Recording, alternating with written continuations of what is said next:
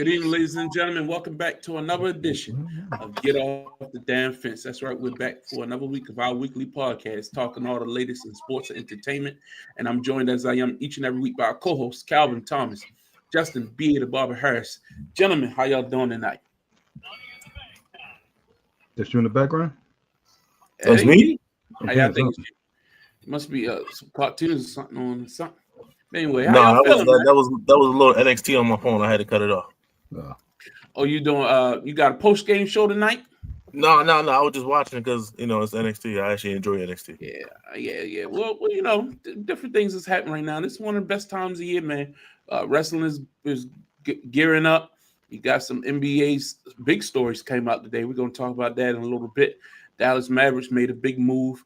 The NFL season is right there near Thanksgiving. It's that time of year where the people start separating themselves. But, man, we got to look at these standings because it seems like it's going. Before we get into it, today is Veterans Day.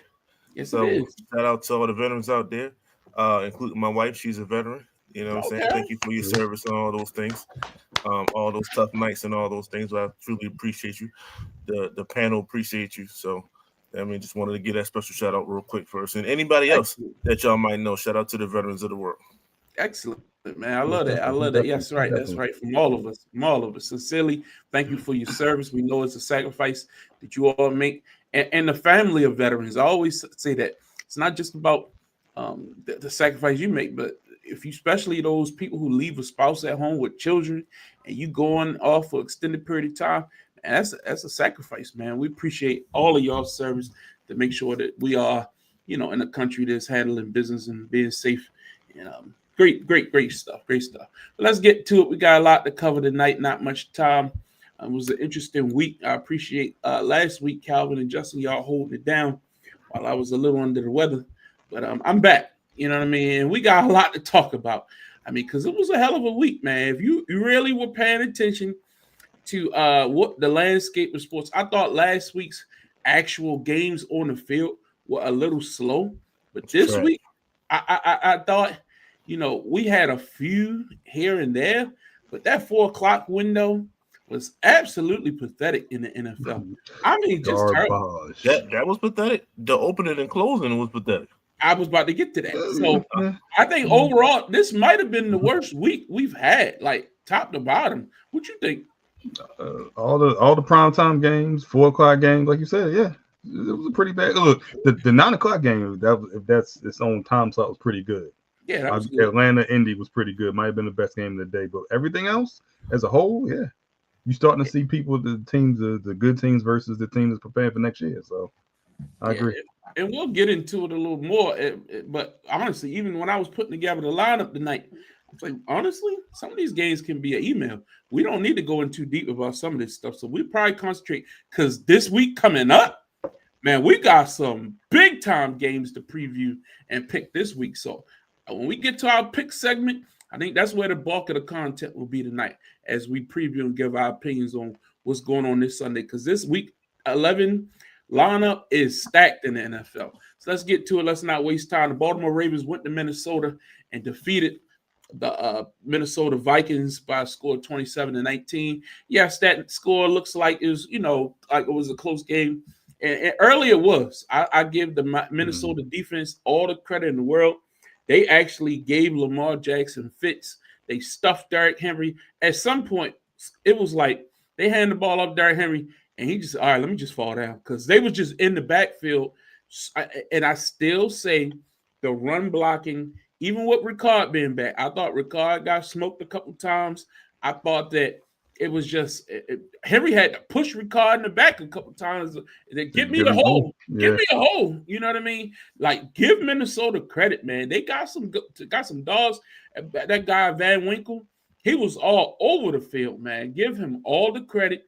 So that's a tough place to go after coming off a week where they beat the the Detroit Lions.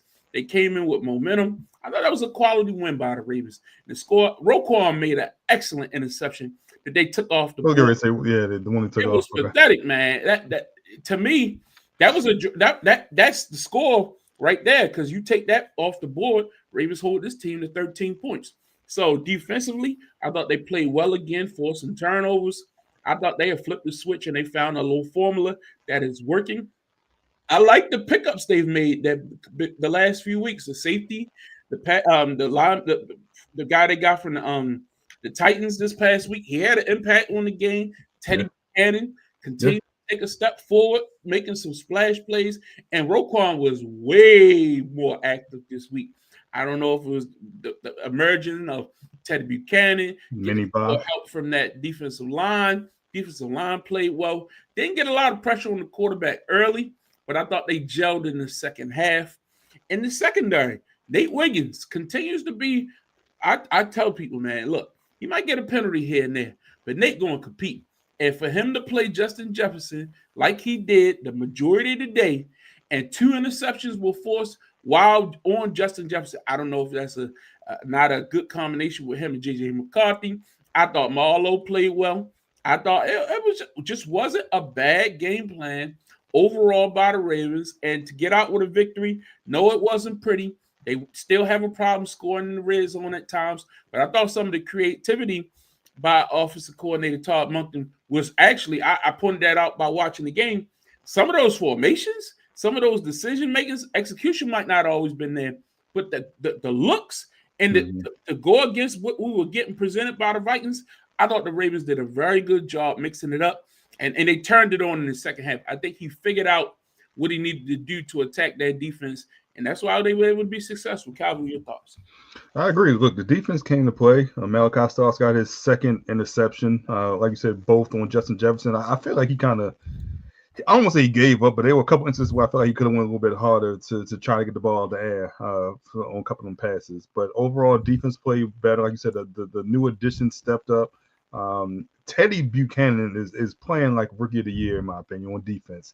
He's really stepped up. He's taken Trent Simpson's spot, which wasn't hard to do, but he's making plays every week for the last, I'll tell you, month. When you watch last 4 games. Yep, you're right.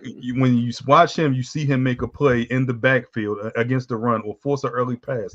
It's something about him in this defense that you're going to be excited to see going forward. And he's a sure tackler. I'll give him that too. Yes, he's a sure tackler. And he wraps at the feet. So you might fall forward, but you're not going to get out and break that tackle. So he's a sure tackler. And that's becoming the best linebacking group in the league, in my opinion. Inside linebacking group in the league. It's emerging. Let's give it some time. Offensively, I want to see when is Emory Jones coming back, or when is he going to be active? I want to see whose spot he takes, because either right guard or left guard, in my opinion, and it needs to happen sooner rather than later.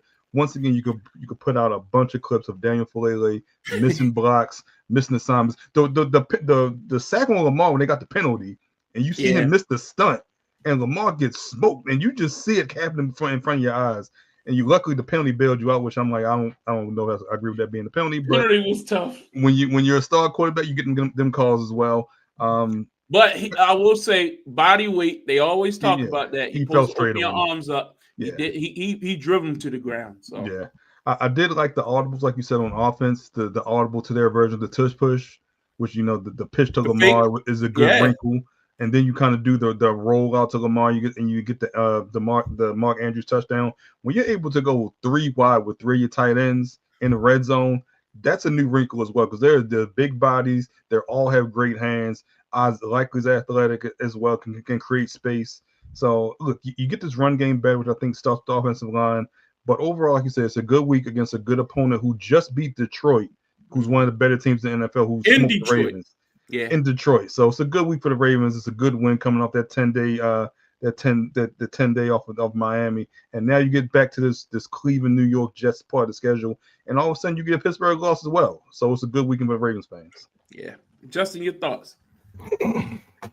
Well, first and foremost, this is the Ravens that we was kind of looking forward the whole season, right? Like, no, we're not going to be perfect. No, you guys aren't going to be perfect in a sense. But at the end of the day, the defense, they showed up, man, and they kind of showed out. Justin Jefferson was frustrated, man. Anytime you can get a superstar frustrated and rattled, you did your job, man. Just flat out. So shout out to the secondary, the defensive line, Travis Jones, man. Yeah, that's right. The QB hits, got a sack, pressure.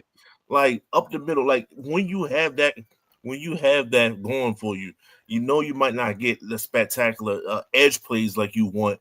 But when that pressure's coming up the front, man, it makes so many things so much easier throughout the rest of the defense. Maybe that's why Roquan and the boys was just going off because they know that JJ didn't have a lot of time. And that makes instead of watching a double route, you can watch one route, knowing that the pressure is going to get to him. This changes the whole defense. So shout out to that the offense.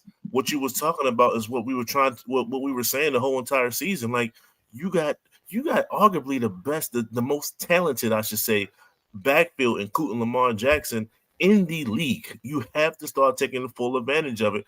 And the line, although not great, was okay. You know, as long as you're not bad, you're going to put up points. So, I mean, all in all, it's just a great win for the Ravens. You know, Brian Flores tried in the first half. You know, it was some shutdown. Second half took off, scored, got out of hand. I don't even count that last touchdown that they scored. It was already game was already over. So, it just a good victory for the Ravens. Number 2, few straight. Yeah. When it comes to post spot. And I like that you point out Travis Jones, but I think that's the Draymond Jones effect because he able to move inside and out. He played the interior defensive lineman and he can go to the edge. And I think he had a lot more pressure and was able to free up other guys. So I think that helped out, you know, because we missing Madubuike. You've been missing that other guy who can get pressure from the interior, and adding him to that. Mike Green, even had some pressure. You know what I mean? Look, he played a great game as well. He did. So I think overall, the Gilman pickup is still paying off dividends. He had some great tackles, man, and played those screen passes very well because you know they're going to try to run them screen passes with Aaron Jones. They tried a couple. They weren't unsuccessful. And you didn't hear nothing from the tight ends. The tight ends were getting locked down. Like, you know, and that's one of the strengths the Vikings have. You know what I mean? So shout out to the game plan, execution, and on to next week. Let's keep it moving. The schedule it doesn't get any harder, but it doesn't get any easier. You still going up against a top pass rusher. You guys had this guy as defensive player of the year. Look, you still cannot play around with your food. A turnover, we've seen it the last couple of weeks. Yeah. We've seen Buffalo. No doubt, that's still true. Turnovers can make everybody equal. So look, don't go out there and thinking you've done something. Start reading your own press clippings. Smelling yourself. Oh yeah, we back. Marlon Hamilton talking about I can do my podcast for another week. No, focus. Let's keep our head in the book. You know what I mean? Like he playing one hand and all this other stuff. Let's keep our eyes on the prize. Don't let the young quarterback go out there and make a fool out of us. In Cleveland is always a tough place to play. We'll talk about that when we pick it later, but we're just keeping an eye on this schedule. And if they can rack off some victories before Thanksgiving night, you know, people talking about Burrow coming back on Thanksgiving. Don't matter. The offense ain't that issue. The issue for the Bengals is defense. So, and they traded their best linebacker, so you should be able to run freely.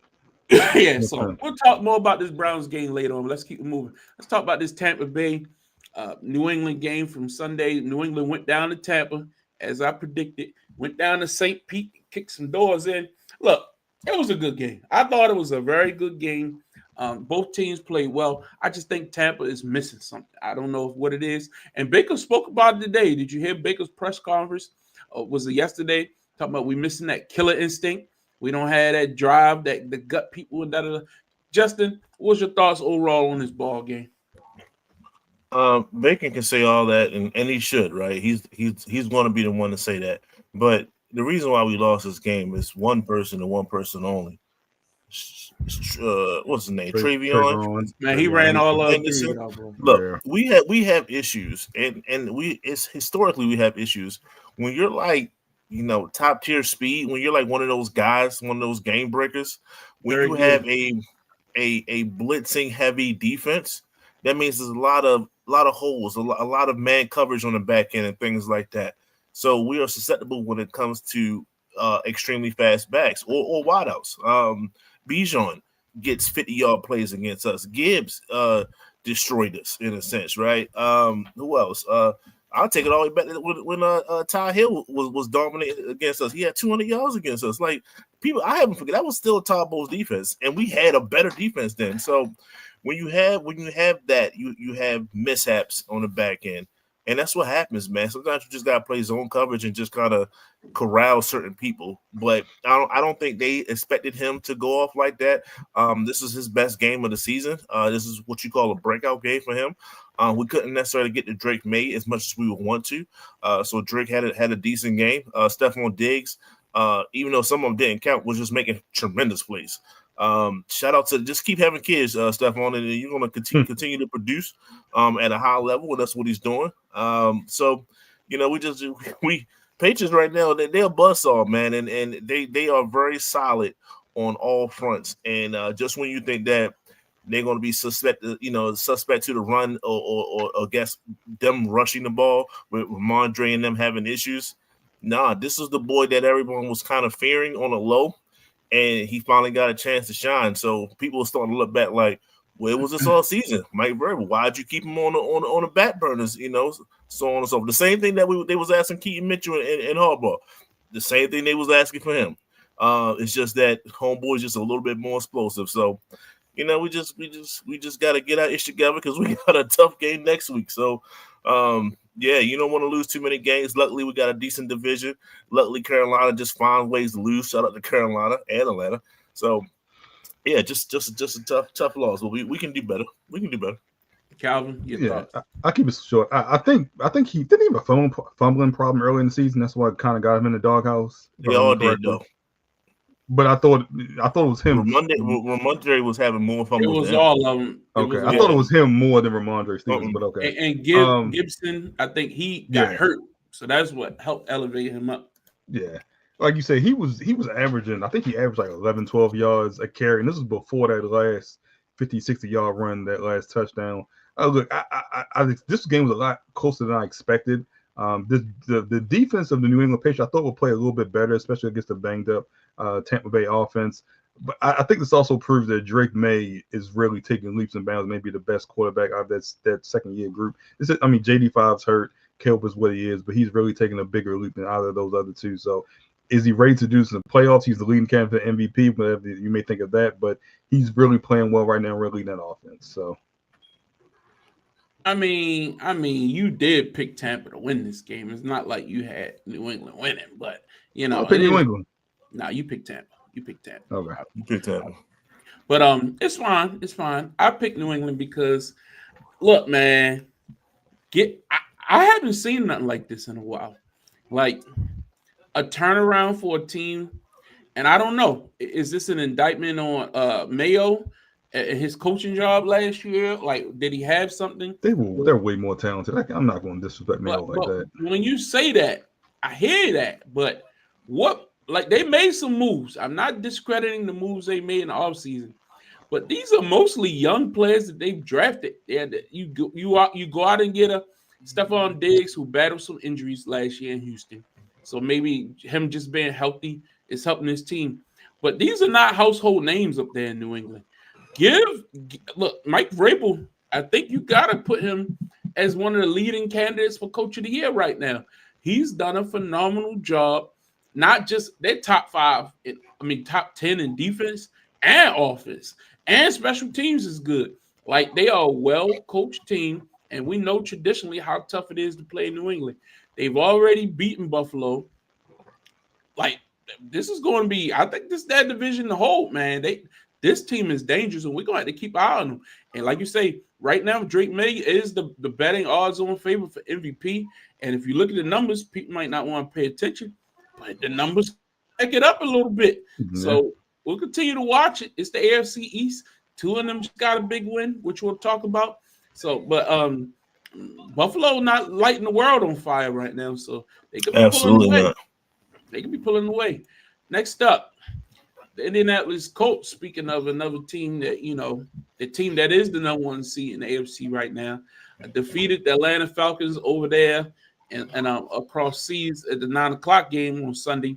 And I thought this was another phenomenal game. Look, Jonathan Taylor had an off week last week against the Steelers, but he bounced back in a major way.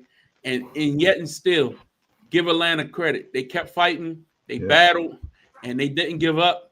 And it took overtime to get a win. But it was just too much JT, too much firepower. The man had over 200 yards rushing, 3 touchdowns again.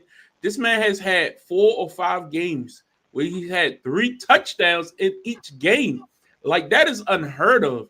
He's just sensational, and it's something to behold. Again, do I think that Atlanta is a great team? No, but that's still an NFL team. And to get 3 touchdowns on them and the game winner, phenomenal win for the Colts. Justin, what's your thoughts? You know, as Daniel Jones is starting to regress, you know, he's not the old Daniel Jones, but he's not the superstar Indiana Jones either. He's starting to find this little niche right there in between. And Jonathan Taylor said, "Don't worry about it, I got it." And you know, I held off a little bit. I was like, "Nah, offensive player of the year, yeah, just give him that, give him that trinket." But bro, I mean, he was 10 yards. He was like 10 yards less than Daniel Jones in yardage. I don't even know if he had receiving yards. So he might even be like he did that rushing. He had 30 plus carries. Like that's like early 2000s. Like that's supposed to got outdated. That form of running. That was some Adrian Peterson type stuff. Right, Peterson type stuff. So it's like this league is not even ready for that kind of rushing onslaught in a sense, right? And he's young enough to do it. It's looking bad for it. It's looking bad for it. I hear you about Drake May. I know that's a consensus. So you didn't say that was yours. You said Jonathan Taylor, but consensus they were saying they're starting to big up other players. Nah, man, it's this dude, man. He has a will, and he's inflicting his will upon everybody else, and it's a sight to see. So I'm no longer hating anymore. I'm no longer taking that approach. I'm a fan. I'm in awe now. 244 yards, 3 touchdowns. That's crazy, man. Yeah, like you say, he had more yardage total than Daniel Jones. He had 240 on the ground, 42 in the air.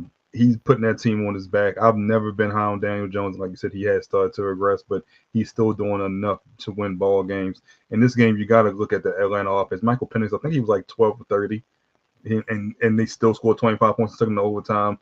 A better performance by him probably leads to a victory. But Indianapolis is rolling, and they're the best team, I guess you can say, in the AFC, at least record-wise they are. If you want to look at a quarterback play, that's something different, but they arguably have the best player this year in the NFL. Well, you say that about Daniel Jones because I saw your message Sunday morning. You was just waiting for Daniel Jones to fail, and then all of a sudden you got real quiet. Wait! It wasn't him. It was Jonathan Taylor. He still didn't do anything. It was Jonathan Taylor. He generated that drive that got them in overtime because they were down. Remember, you was like, "All right, let's see if he can step up." Wait! They had a penalty. They had they had that tight end catch on 4th and 2 or 4th and 3. Who do it? Okay, it was a terrible pass. The guy was covered. Oh my! It was a terrible pass. It was a great play by Tyler Warren, I believe. It was a great play by him. Who's playing sensational. Should be breakout star this year. Anyway. Shout out to Daniel Jones. I know we brought up the comparison between the yardage, but if you include Daniel Jones rushing yards, which counts in a game like this, he did have over 50 yards rushing to eclipse. That's big overall. So that's big. We're not gonna knock his legs because that's why he won that one playoff game because of his legs. Yes, so he's always been an athletic guy. Shout out. We quietly underrated. Thank you, Justin. I mean, I like a fair man. Here we go. Next up, speaking of being fair, you know, when Tua's not good, I hear it. He wasn't great in this game. He wasn't. But that defense and Devon Achane, woo! Woo-wee! That boy Achane was cooking. And they was on Josh Allen like white on rice. Like good God, who saw this coming? Last week, the Ravens went down to Miami, and Miami was competitive in the first half. We all talked about it. If Miami didn't make a few miscues here and there, they could have easily been in that game a lot longer and possibly take the lead a lot longer. But they made huge mistakes, didn't capitalize on 4th downs. it was something about what they felt in that game, and give the credit to the coach and the players for stepping up and saying, "Nah, we better than this." We traded away Phillips last week. You know what I mean? Maybe it just invigorated them. A lot of discussion about Waddle getting traded didn't happen. Waddle came out to there. Buffalo. It was crazy. Yeah, Waddle came out there and went to work. Like, great performance. This is a huge win playing spoiler for the Miami Dolphins. Calvin, your thoughts? Since you're a Tua hater. Can we say this Buffalo offense goes as James Cook goes? Clearly. Josh Allen had 300 yards, had 2 touchdowns, 1 interception, but James Cook only had 13 carries, 53 yards. Can we say this offense relies on James Cook more than Josh Allen? Well, Josh got a lot of yards in garbage time trying to come back.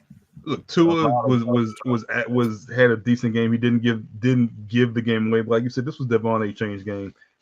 20 plus carries, 180 yards. And Buffalo's defense, we've talked about the problems that they've had on defense. We talked about how, look at the numbers. They really aren't good on defense. It's just that they're able to control the ball. And Josh Allen has played some superhero ball at some points, but they really have problems. And in the division where they're 2.5 games behind New England because they lost to them early on in the season, it may get to a point where that last matchup doesn't even matter because New England's clinched the division and clinched the number 1 and number 2 overall seed. Buffalo really has some flaws at this point in the year. You can't fix them via trading. So they got to get together in house. Maybe it's a coaching change. Maybe they complained about not getting weapons, and they were always close to getting this person and this player. Maybe they're more aggressive free agency next year. But this Buffalo team, even though they beat Kansas City, I think that speaks more about Kansas City as well. So they've got a lot of problems, and no one's coming to help them fix them. They got to fix it in house. Justin. I think they needed to address what they was trying to address, and sometimes you just gotta chuck it up. If you think that you are in a Super Bowl window, you got to do what what's the name? Philly. Yeah, you got to throw it out there and see what you can get. I would not have rested until if they want a Waddle, go get them. Because you don't have a superstar on your – I'm not saying Waddle's a superstar, but he probably could be with Josh Allen. Keon Coleman, he's just not that guy. Khalil tries at times. So they're whiffing on their standout route outs. And as a result, you can see the offense stutters at times. It stutters a lot. You can see Josh wants to throw the ball. You can see Josh is out there. He's trying to make some things happen. He's trying to buy time and things. But, when the defense is on your ass sometimes, it's hard. It's hard. So, they ran, like I said, they ran into a buzzsaw. Miami had to exercise some demons because I'm quite sure Buffalo went in there saying, it's just Miami. We're about to smash them and keep it moving. I'm quite sure they felt like that. And they got smacked in their mouth. And sometimes that happens in football. So, hopefully that this loss lingers until next week. This is the type of loss that keeps you down for multiple weeks. That's what I think. So we'll see what happens. But shout out to A-Chain. Who has him on fantasy? I don't know. Tim. Oh, is it you? No, it's him. Oh, is he? Oh, Tim had Jonathan Taylor because that's why he beat Leonard. Man, he had like 80 points or something like that. Anyway, another good point. In Miami, yes, Tua has turned the ball over a lot, but they played Buffalo tight the first time up in Buffalo. So these division matchups, they always come down to. Was that tight? I thought that was that week 2 game where it just kind of got ugly. Nah, that was a close game on Thursday Night Football. Go back and look at it. Remember, they was in that game late. I'm thinking about last year when Tua got concussed. Never mind. Nah, that was this week. I'm talking. And we talked about it last week. And this has always been happening here lately. When you have that big game that you're gearing up for, that like Buffalo been waiting to get back at Kansas City all off season. There's the team to put them out. They was circled this game. They got up last week and they put the beat down on Kansas City. Game supposed to be and what happened? The next week you lose to Miami, and that's what I mean. You can't be so singularly focused on one team, especially when what you do bad, that team doesn't do well. So we know Kansas City don't run the ball. So, yeah, your run defense wasn't exploited. Well, A-Chain went out there and ran like a hot knife through butter, through that Buffalo defense and took advantage of exactly what Buffalo doesn't do well. So teams who run the ball and are consistent with it and versatile, they're going to give Buffalo fits every time. It was just the defense that shot me for Miami. They were all over Josh Allen. Great win. Great win.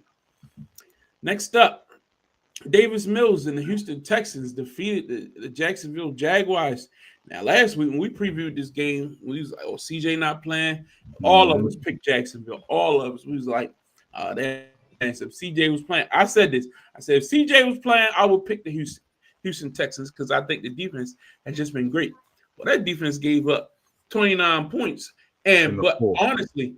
But no, I'm talking about Houston. But as far as in the second half, they shut that Jacksonville team down. I think Trevor Lawrence threw one pass in the fourth quarter.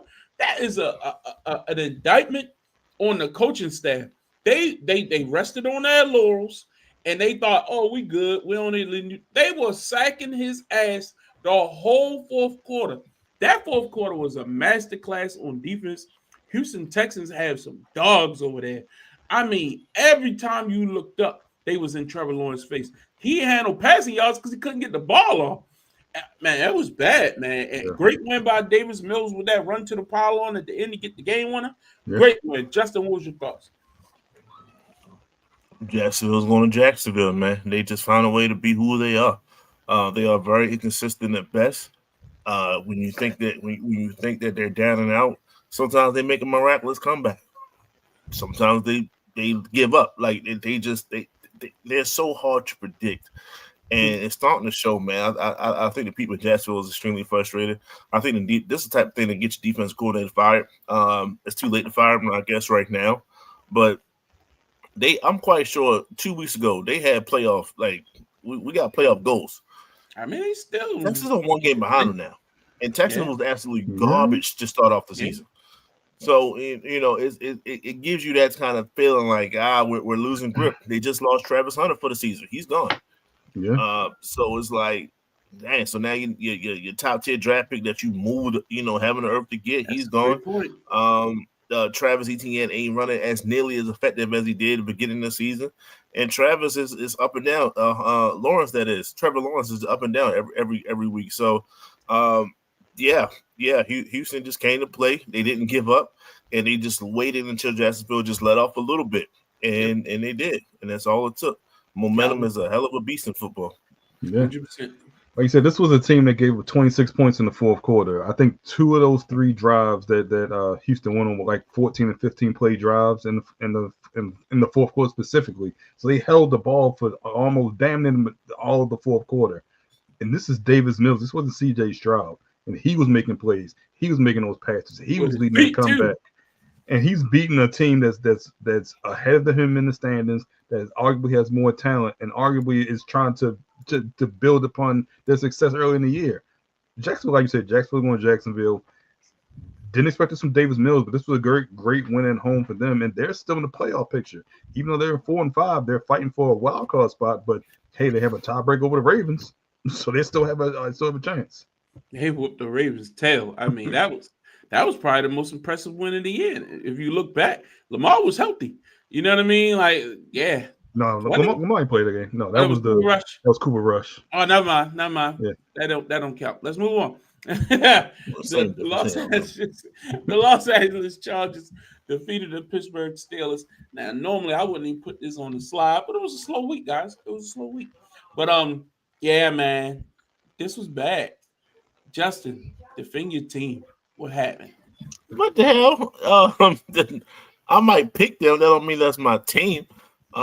So let's get that straight. But no, I mean, I believe that Aaron Rodgers, this is probably his worst game of the season. 2 interceptions. He looked bad all game. They couldn't get in no offensive rhythm. That's safety. That safety was exactly. That was bad. It was just a bad look. He showed his age. You're gonna have games like this. You just don't expect it to have every single week. So, to Aaron's credit, he's been avoiding this kind of fall on your face kind of a game. So he's gonna have it. He probably have maybe 1 or 2 more this season.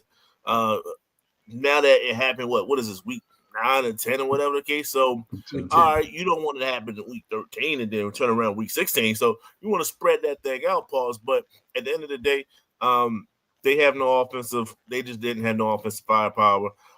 Chargers came in. Shout out to Keenan Allen breaking Antonio Gates' record for most receptions, I believe, in Chargers history. Although it took him way longer, but and they did a little fake pass, a little pop pass to get to just to guarantee it. Yeah, it was nice to do it at home. Yeah, so the fans of Mike Evans understand those teams milestones mean is a great deal. So they just played better. Justin Herbert played. Everybody just played better when it came to the Chargers, and the Steelers just played putrid. And this is the result. Calvin. These are the type of games the Chargers used to lose, where they're prime time, they're playing a decent or adequate opponent, and they come out and lay an egg. And they won this game at home, and they won decisively. Like, you didn't think Pittsburgh had a chance even early on after that fumble, and then they come down and score. And it was at one point it was like 5-2 or something like that. Yeah, it was getting kind of ugly scoring, but then this offense started rolling. Vidal had 25 plus carries, and he was able to move the chains when needed. So good one. He had some nice runs. Vidal. Yeah, I just think from a momentum perspective, I think people, after you get that big win last week against Indianapolis, like similar to what I just talked about, and with the we talked about having that letdown after you get that big win, because everybody knew last week the Ravens were coming. Everybody knew Ravens were set up to go on that run. Pittsburgh, like, hold up, slow down. We still here. We just beat the Indianapolis Colts. And then you go out on primetime TV, and it's not like you went into a hostile environment. It was more Steelers fans in the stands than it was Chargers fans. They were booing the Chargers at home. Like, it was everything was lined up for you. And Aaron Rodgers, look, I'm not saying he didn't try. Like, he tried. The receivers just weren't on the same page as him. One, it's outside of the tight ends. He still throws very well to his tight ends. I'll give him credit for that. But like I said, at the trade deadline, I know they've tried to make a move to try to add some firepower. You know who they could have used? George Pickens. They could have really used George Pickens on this team, but they got rid of him. You went and remember, they made the trade, or they went and got DK Metcalf. They had George Pickens and DK on the same team. Yeah. And then all of a sudden we heard about this trade to Dallas. I'm like, well, why would you do that? Could you imagine this Steelers team with George Pickens, DK Metcalf, Aaron Rodgers? All they would have needed was an upgraded running back, and they were a Super Bowl contender. I had no question about that. Like, but I still scratching my head on the George Pickens move. Did it get that bad in the locker room? Did they just say we can't play with him at all? Like, the man seems like he's so happy in Dallas. I'm very confused by that. But anyway, I think the lack of playmaker is really going to be the downfall of this team. And the defense, while they're able to get pressure, they aren't able to get home consistently. And when you don't force 5 turnovers like you did against Indianapolis, you see the results. You know what I mean? It is what it is. Last game we're going to talk about is the Philadelphia Eagles defeating the Green Bay Packers 10-7. I want to kind of combine this with the opening game of the week. The Denver Broncos defeating the Las Vegas Raiders 10-7. Two teams, to me, same score, but I think represent two different sides of a coin. And I'll explain that later. Calvin, what's your thoughts on this game? This was a complete snooze fest. I want you to explain to me how this was a good thing for Philadelphia, though. So this was a complete snooze fest. I fell asleep on it. I was pissed about this game when I woke up, but explain to me how this was good for Philadelphia. But I didn't say good. I think there's two different ways to characterize this. Denver was at home facing the Las Vegas Raiders and won 10-7. Was being booed by their fans. Philadelphia Eagles went into Lambeau Field against a team that a lot of people said is a perennial Super Bowl contender, who's supposed to have an emerging young quarterback in Jordan Love, who's supposed to be that guy, who's supposed to that has a great defense, that's played great. Even in their losses, that defense for the Packers have come to play. Now, they gave up a lot of points to the Cowboys, but I think a lot of people will do that at times against that offense. But I think Philly, while they were held in check for most of the evening, by a pretty good Green Bay defense. They were able to pull it out when they needed to. Big plays by Saquon with the pass, the reception for 40 yards, setting them up. And then also a big throw to Devontae Smith, which was the game winner. Again, not great, but every team is going to have a stinker in the season. We just saw some people. We just talked about letdown games by teams that should be pretty good. But I'd rather win those games that I have the stinker than lose those games and see, hey, we got on the road. You take the win and you go home happy. That's my thoughts. That's why I look at it two different ways. Denver, on the other hand, it's a consistent thing where the quarterback is not playing well and the offense looks stagnant. I just think it's two different ways to look at this. Justin, your thoughts? Well, listen to Shannon Sharpe. Not trying to say I'm copying off anything that he's saying, but at the end of the day, he is a Denver spokesman, and what he says to me echoes true. You can't accept anything in a win that you wouldn't in a loss, and vice versa, right? Denver played like crap. They really did, and they should have put Vegas away. They should have put them away early, and they didn't. They struggled, and they had issues and everything like that. They just happened to win. It leaves a nasty taste in your mouth. You know what I mean, Paul? So it's like that's why this kind of is different than the Eagles game, whereas though, yeah, Jalen Hurts did the typical I missed probably about 30% of my passes to open receivers. But at the end of the day, they still got the job done. And their defense really stood out to me. Because they tried, but Jordan was definitely pressed the whole entire game. Like, he didn't look like himself at all. So, there is a tale of two tapes here. There is a difference. Although it's the same score, Denver can play a lot better, and they cannot play down to that competition. And that's what happened with them.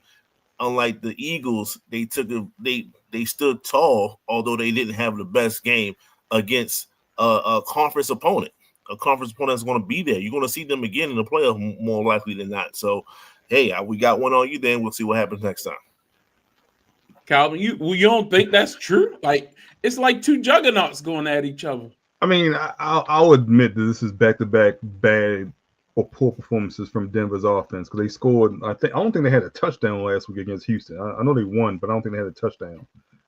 But for Philly and Green Bay, in my opinion, both offenses played poorly.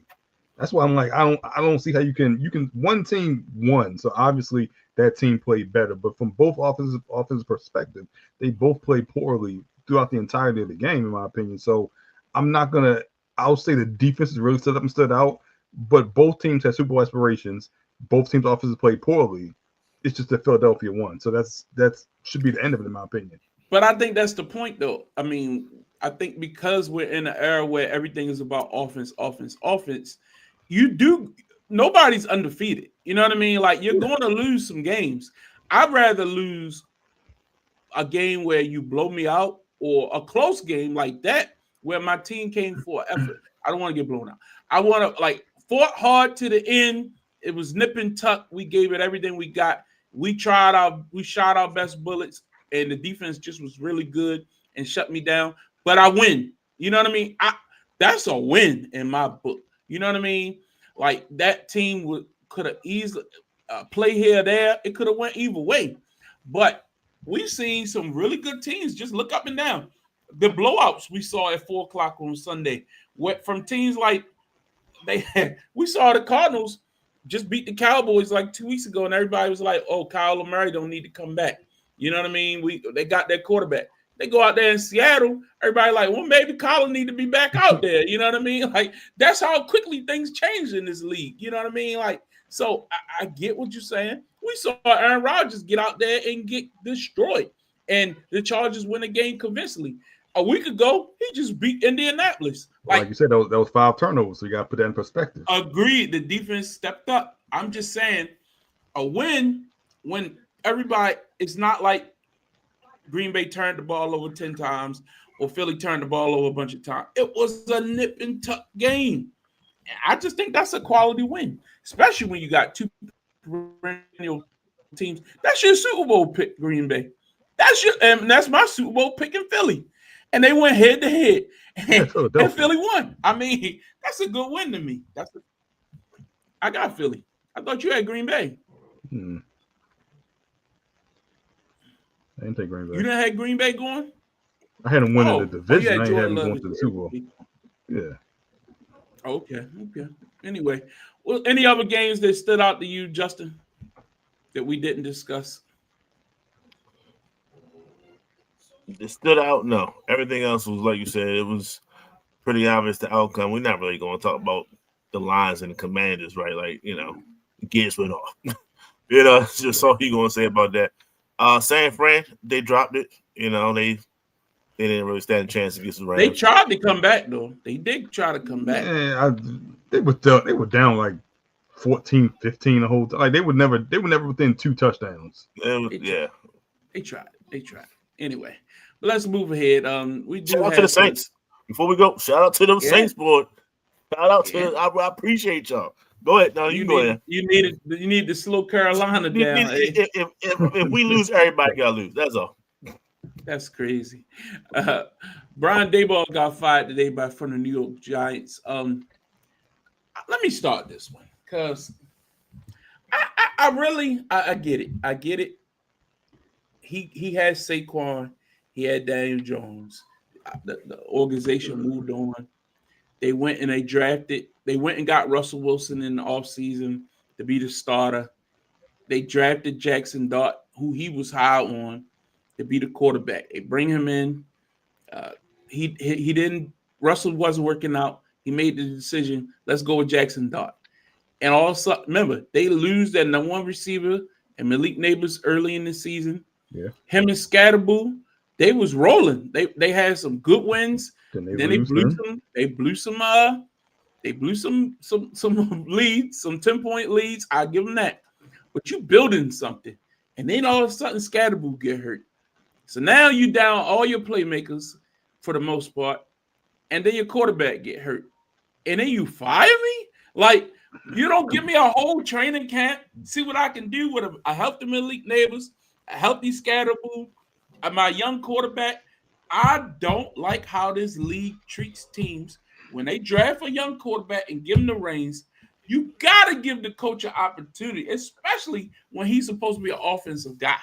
I get it, but I think it's premature. Calvin? I agree with you to an extent.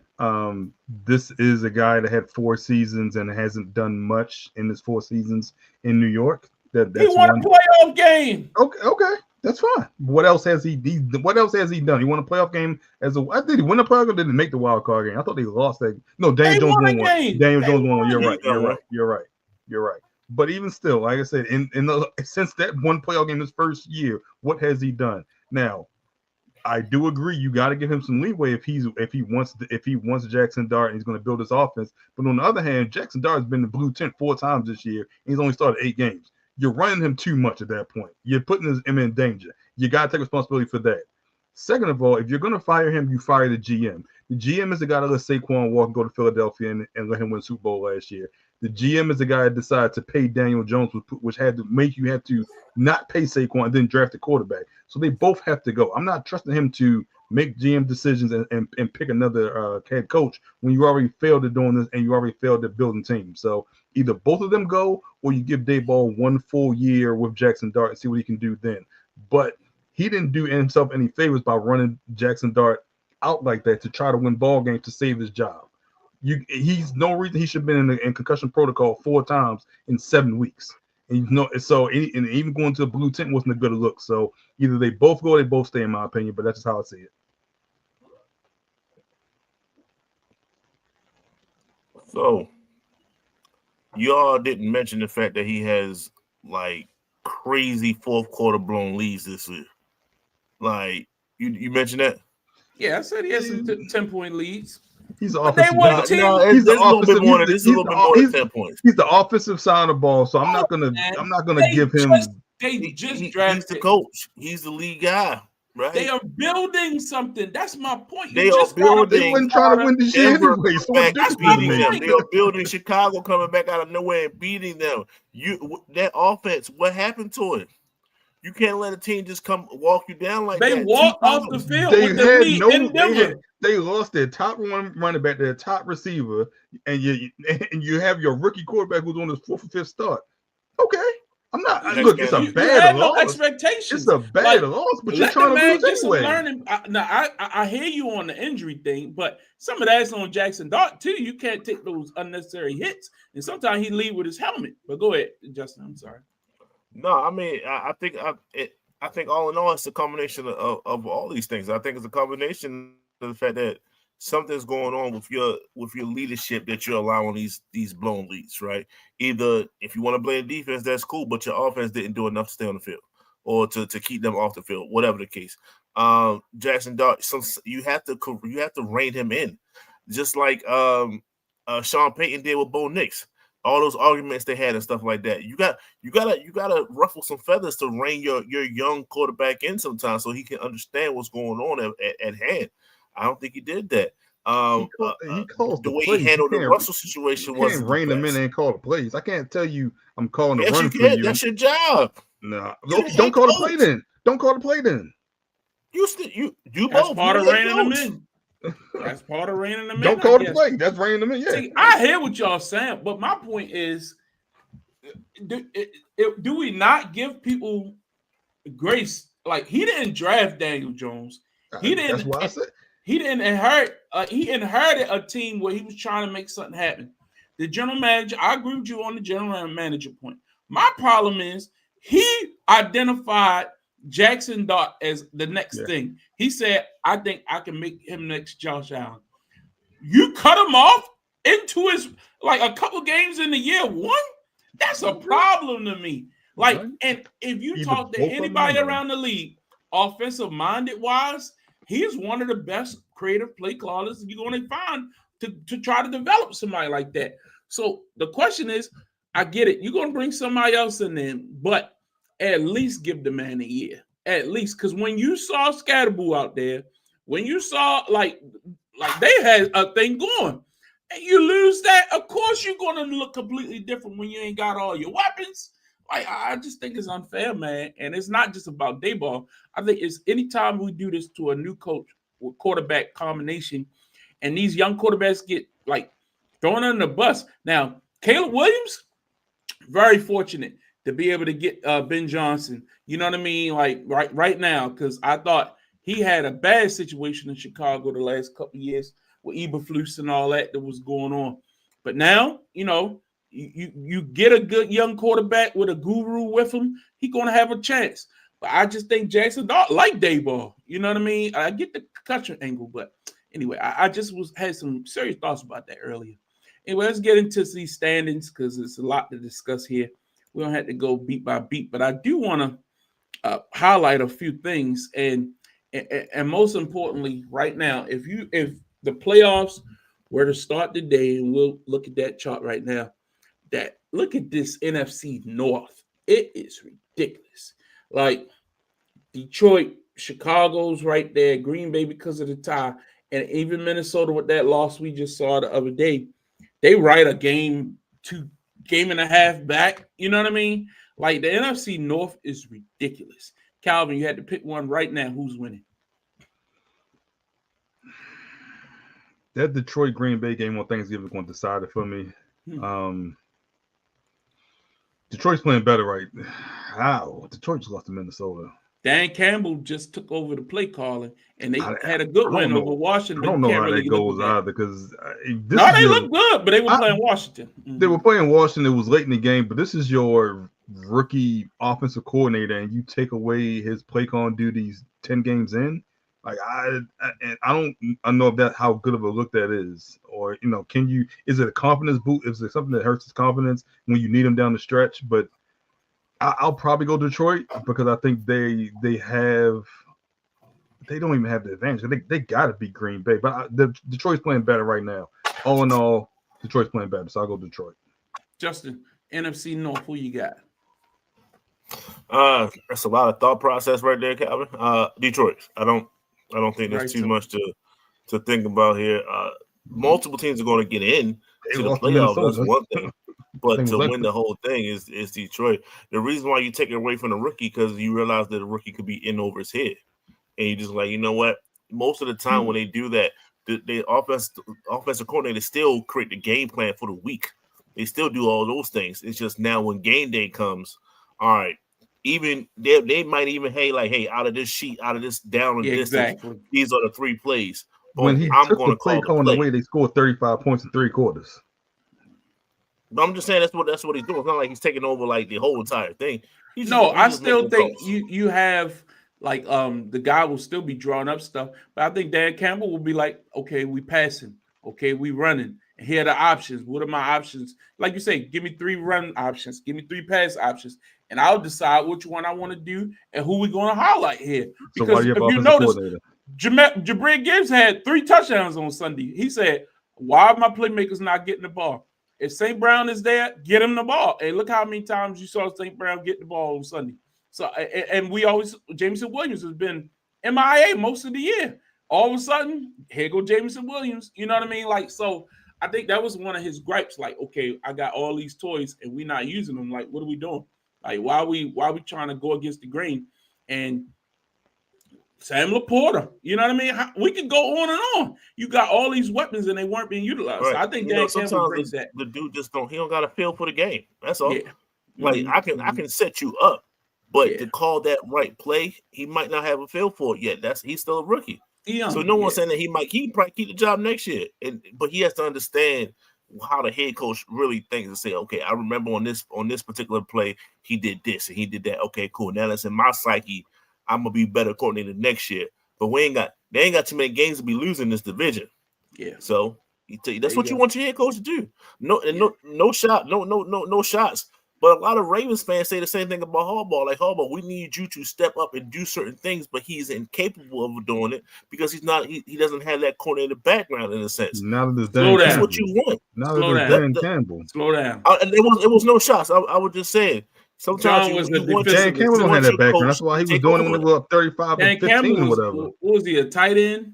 He was a tight end, but he was never offensive coach. Yeah. He was enough to call plays. I think he was like he got a play sheet. He called the plays. Okay. So are you knocking the head coach for taking the head coach responsibility and taking over?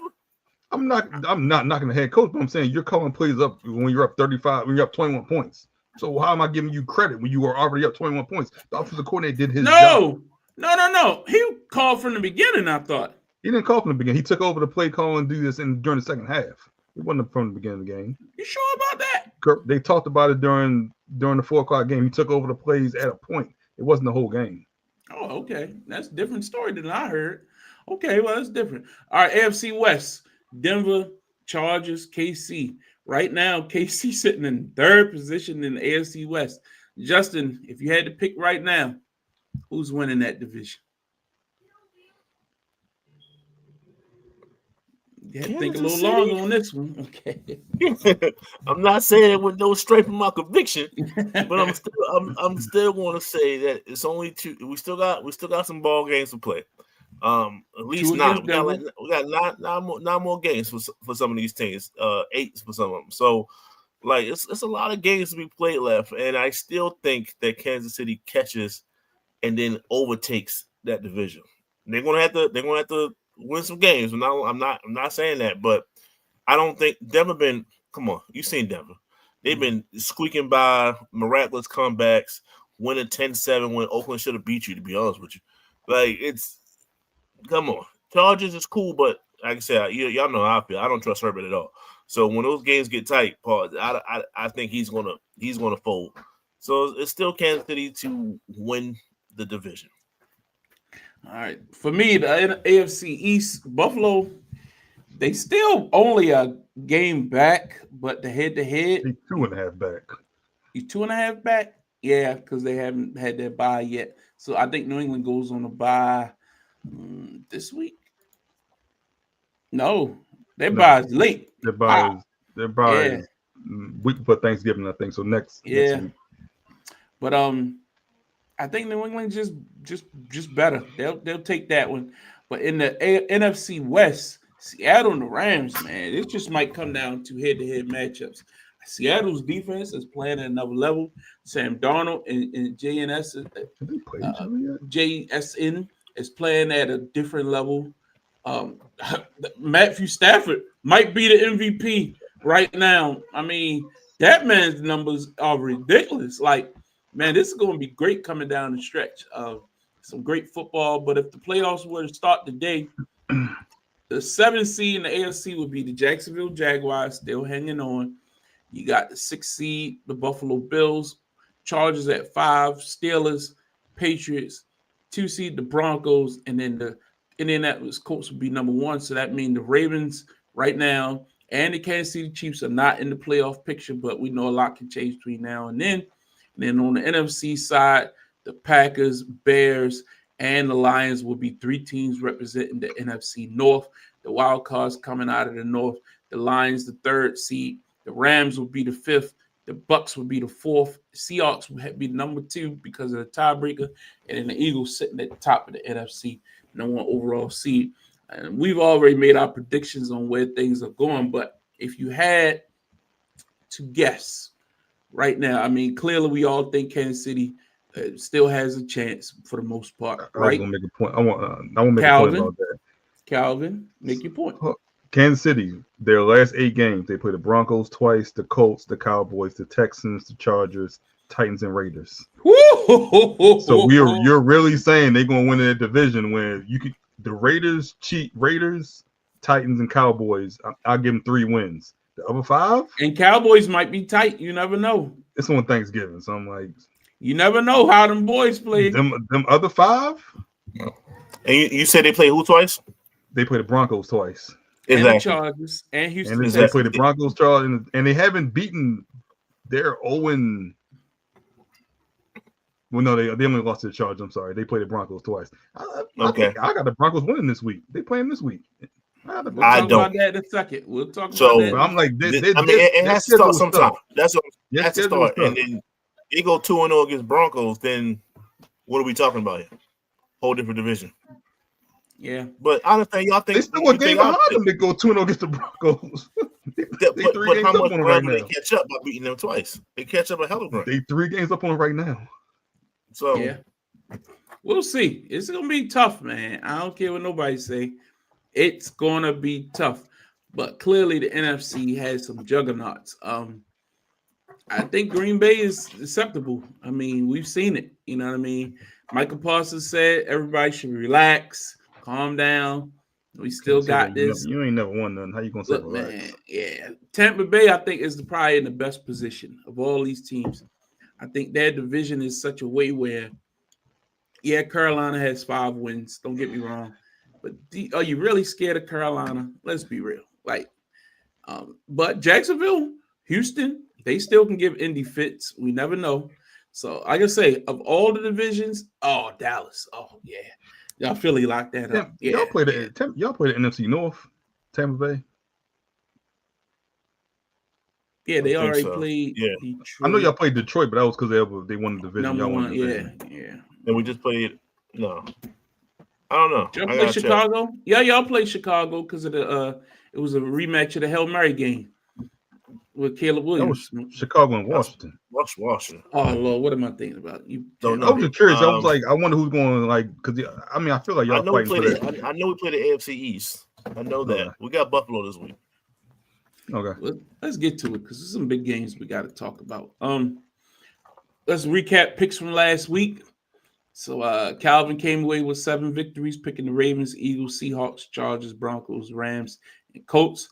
I came away with 8 with the Ravens, Patriots, Eagles, Seahawks, Chargers, Broncos, Rams, and Colts. And Justin bringing up the rear, which is a recurring theme around here. 5 victories, Ravens, Seahawks, Raiders, Rams, and Colts. He went out on a few limbs and came up short. Trying to catch up. Yeah, he tried. My 2 wins was 10-7, by the way. Those 2 games that we're talking about. It was close. You're right. That's a good point. 10-7, okay. Both of them. That's a good point. They had a valiant effort. That brings our season total. Calvin at 33. I think you ain't catch that one from last week. I remember that one. I shaved it already. 33, 34, 25. And we good to go on this week's updated schedule. You say you about to start betting? I've taken the player props.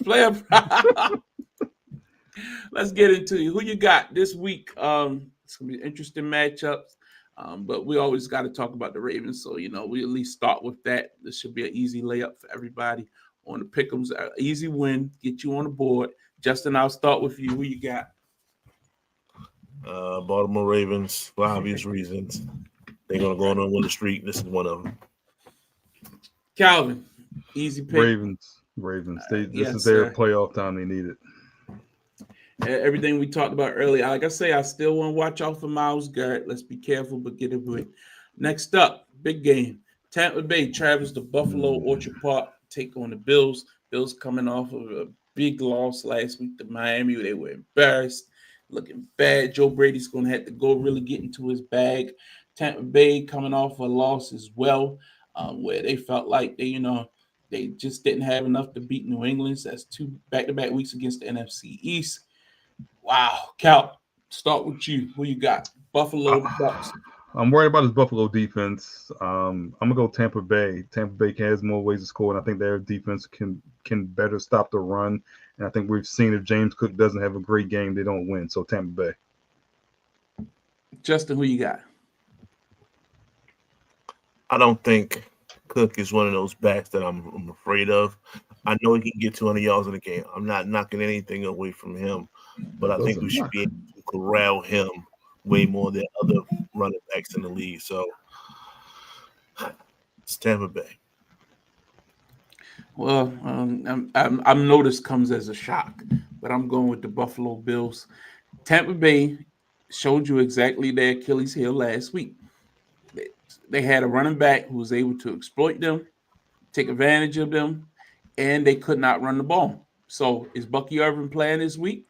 If Bucky Irvin was playing and they had that dynamic running game going, again, it plays right into the hands of the Bills.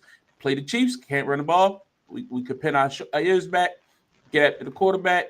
They'll be all over Baker's ass. Watch. But because there's no threat for running the football, Buffalo's this is what they want.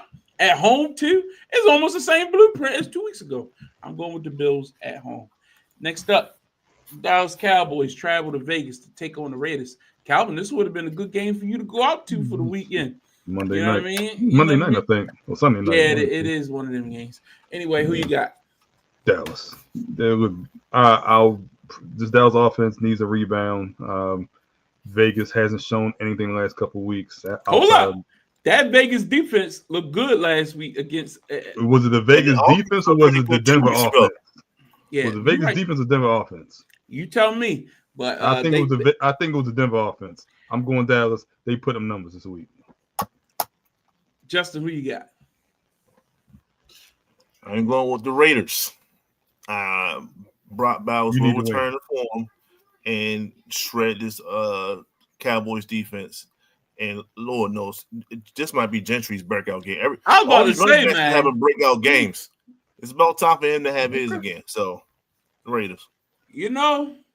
Cowboys coming off a bye. Hopefully, they did some homework. They got their trades in. Remember, they made some moves, or people forgot. They went out and got up their run defense. Short up the middle. Williams, big Logan fella, Wilson. Kenny Williams, Logan Wilson. Let's see if those additions will play dividends. I'm going with the Cowboys. I think they travel well out to Vegas, so it'll be a good mix of Cowboys fans in that crowd. If they wouldn't have made those trades, I probably would have went with the Raiders. But because I do have respect for Quentin Williams, I think he'll help show up that. But Gentry has not had any big games this year. That's what bothers me. I had high hopes for him. He started off hot, but he slowed down a bit. So, yeah, I agree with you, Calvin. I'm going with the boys. Next up, the Chargers travel to Jacksonville to take on the Jags. Two teams that I have no faith in. Somebody got to win. So I'm going. Damn, this is tough. I think I'm going to go with the Chargers on the road. That's a tough trip going from L.A. to Jacksonville. 1 o'clock. But I just like what I've been seeing from the passing game. Ladd McConkey looked good. Actually getting everyone involved in the passing game, and Justin Herbert has been using his feet a lot. Jacksonville, I think that loss last week stung, and it's going to have some ripple effects. I don't like the passing game, what I've been seeing from Jacksonville. Going to Chargers. Justin? I too go with the Chargers. But when I tell you, man, it's not two quarterbacks in the league that I can't stand most, and these are the two quarterbacks right here. Just you just want to look across at somebody and just say that, I put my faith in my quarterback. Shout out to T.O. That's my quarterback. And I don't trust these two guys. But I agree with what you said, Larry. That loss last week was I don't think they recover. I think that's going to be like at least 2 to 3 games before they get another win. It's time for Jacksonville to lose their way out of playoff contention. It starts now. Calvin? You know how I feel about West Coast teams going east playing at 1 o'clock, but I always pick the Chargers around this time of year, so I'm going to Chargers. I figured you would. Next up, Chicago travels to Minnesota to take on the Vikings. Chicago Bears quietly, outside of that Ravens loss, have been playing very good. I think they won 4 out of 5, maybe 5 out of 6, to be honest with you. They had another miraculous comeback this past Sunday with Caleb Williams, who has had back-to-back game-winning drives to win games. Minnesota looked good 2 weeks ago and then laid an egg offensively against the Ravens. We'll see if they're able to bounce back at home. Man, this is tough, but I'm going with the Vikings at home. I think they'll do enough to get the win. Aaron Jones quietly has been playing a lot better here lately. I like what I've been seeing, and I think Justin Jefferson is going to be coming out reinvigorated after that putrid performance last week. I'm going with the Vikes. Calvin? I think this is a get-back game for Chicago. If you remember, they lost to Minnesota the first week of the season, J.J. McCarthy's first start of his career. Played good, too. But this game is in Minnesota. I think Chicago, they're more powerful on offense. They're playing better on offense. I think DeAndre Swift came back a week ago from that groin hamstring. He's healthy. I'm gonna go with Chicago. Justin? Minnesota. I agree. We're still talking about a team that played hard. They just succumbed to the Ravens offense and reinvigorated defense. So, look, on the low, Chicago they've been stealing some of these games, man. And I just don't think that Minnesota's going to be in that way. It could happen again. I won't be shocked if Vikings lose, but I will go for the Vikings. And like you said, shout out to Aaron Jones. I thought Jordan Mason was going to take that starting spot away from him. I really did. Yeah. But he said, "Hold on, young fella. Hold on, young fella. Still got some wheels left." So just shout out to Mr. Senior there. So let's go with the Vikings. Next up, Cincinnati and Joe Flacco travels to Pittsburgh to take on Aaron Rodgers. Battle of the 2 oldest quarterbacks in the league, going head-to-head in an AFC North battle. The last time we saw these two teams on Thursday Night Football against each other, the Bengals were able to get the victory. Now they go to Pittsburgh, which is always traditionally a tough place to play. Pittsburgh won 2 weeks ago at home against Indianapolis. Justin, who you got? Bengals, Steelers. Good news, Ravens fans. I'm going with the Bengals for this one. I think the Bengals pull up the upset here. I think Chase and the boys have a phenomenal game. Chase and T. And I think they just, they pull one over Steelers. I have no strength in that, but at the end of the day, one more loss and the Ravens win shakes up that whole entire division. So let's just have some fun here. So let's go with the Bengals. Calvin? I'm going with the Bengals. The only thing that's changed is they've gotten worse on defense, but they still can outscore anyone, give them enough possessions, and they're coming off a week to get healthy and get Pittsburgh's coming off a bad loss. So I'm gonna go with Cincinnati. It's so weird if you're a Ravens fan looking at this, because at the end of the day, you need Pittsburgh to drop a game. Don't get me wrong. But the Bengals are still right there. Like, if the Bengals go on a little run, and you still got 2 against Cincinnati, you still got 2 against Pittsburgh, and you stump your toe, like, Joe Burrow, like, it's not even. I can't even use the Joe Burrow thing, like, because Joe Flacco's been playing great. Like It's not offense, it's defense for them. Yeah, I'm going with the Bengals. I am, man. Pittsburgh just really one of those head scratching teams that I can't. Not that I'm because I'm a hater and I'm a Ravens fan. I'm talking about legitimately. They just not a team you can count on, in my opinion. Yeah, and as much I was an Aaron Rodgers fan growing up in Green Bay with him, but yeah, sorry, buddy. Next up, San Francisco travels to Arizona to take on the Cardinals. I think it's a good betting game, man. I think this is a good one. Calvin, who you got? I wanted to take Arizona, but the last thing I remember seeing from them wasn't pleasant. San Francisco has been playing well outside of last week against the Rams, who I think are a better team. Even though they have Matt Jones, they're still keeping that offense. And CMC's been having a phenomenal comeback here. So I'm going to go with San Francisco. Okay. Just. You really wanted to go for the Cardinals right here? Yes. Yes, I did. San Fran, no. I mean, I take the point spread on this one as well. It's all San Fran. I'm going the other way, man. I'm going with the Cardinals at home. I just think last week, notwithstanding, 2 weeks ago, they looked good. You know what I mean? Like, they have not been bad. Even if you look at the standings, like, yeah, they only got 3 wins, but look, the division is that win last week was bad. Don't get me wrong. But you went into Seattle. A better team, though. That's the thing. That was a bloodsaw. You know what I mean? And we saw Marvin Harrison starting to catch on. We saw some things from Zay Jones. We saw some, you know what I mean? I saw some things that I didn't mind. And the run game ain't terrible. They got Bam. What's his name? Trey McBride looked good even this past week. Look, I'm going to Cardinals. It's all on the limb. I might have gave y'all a chance to catch up. This might be your catch-up game, Calvin. Next up, the Seahawks travel to Los Angeles to take on the Rams. This is probably the biggest game all weekend, baby. I mean, they tied. I think they both at 7-2. You ain't gonna get too much better than this. Yeah. This opens the door for, I know Philly's sitting back like, yeah, beat each other. You know what I mean? Detroit's sitting somewhere like, yeah, demolish each other. I'm going with the Seahawks on the road. I just think they're the better team, man. And both quarterbacks are playing sensational. Sam Darnold's great. Look, at the end of the day, I just think their defense is a little better. And I think they'll hold Matthew Stafford. I love Puka, but Puka's been getting that injury bug more and more. Yeah. I'm going with Seattle on the road. Justin. No, I'll go Calvin.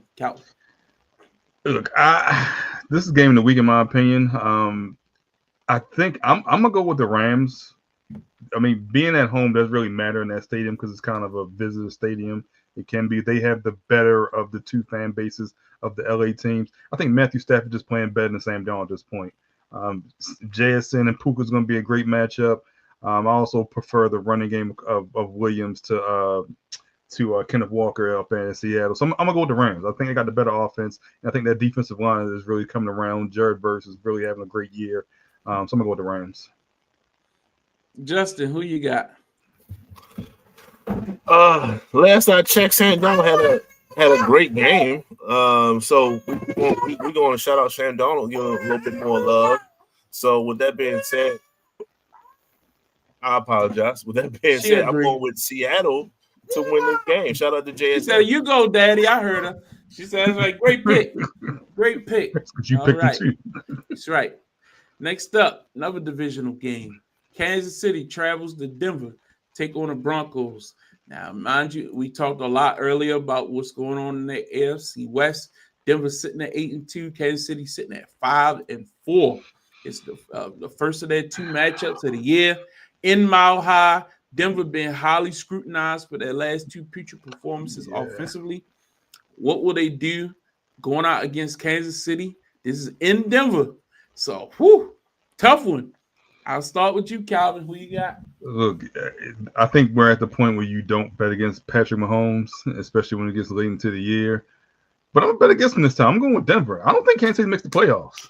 And I think it starts this week with the loss to Denver, and all of a sudden they're back 500 after they clawed their way back from 1-3. Denver has the better defense. I think Denver's, if they choose to run the ball, they can control this game and keep Patrick Mahomes off the field. It's easier said than done. Kansas City's offense is healthy, but even without Pat Surtain, I still like this Denver defense. I'm gonna go with Denver. Justin, who you got? To a shock of no one, I'm going with Kansas City to win this particular matchup. They had a whole week to prepare for Denver, especially without Patrick Surtain. So you mean to tell me they're gonna be able to shut down Ray Rice, Rashid Rice, and all these boys? I don't think so. I think Denver finally catches an L. No late game heroics from them, and Kansas City starts the path back to the playoffs. You know, as much as the much maligned Denver offense has been getting destroyed, especially in the media and from personalities, that defense, man, Nick Benito and them boys, they have been absolutely sensational. I mean, if you go back and look at the coverage they've had on tight ends lately, trust me, I've been watching it very closely. What they did to Dallas and their tight end, what's his name, Calvin? You know what I'm talking about. Ferguson. Jake Ferguson had 0 catches for 0 yards.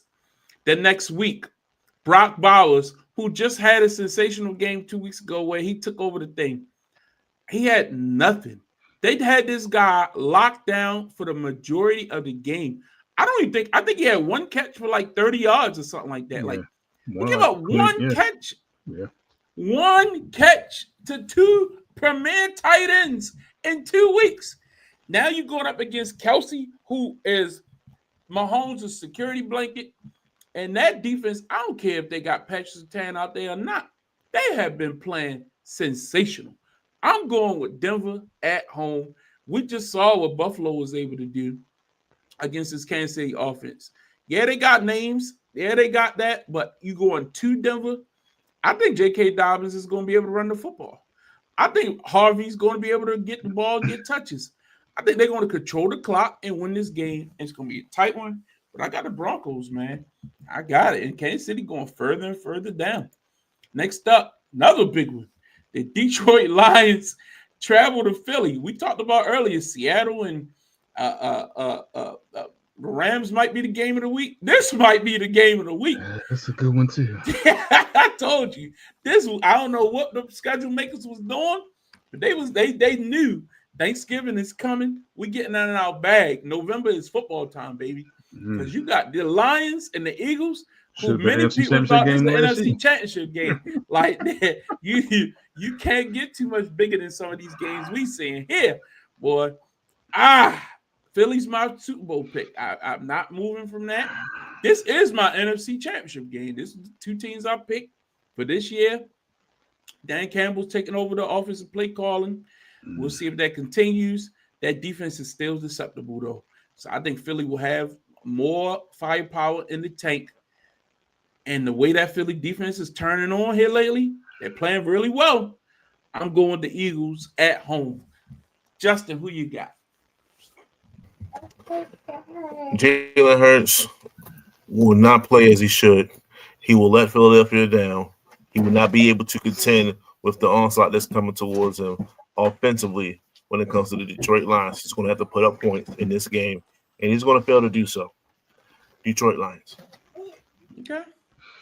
If this game was in Detroit in the comfy confines of Ford Field and that dome where those fans would just be going crazy and it just be loud, then I would go with Detroit.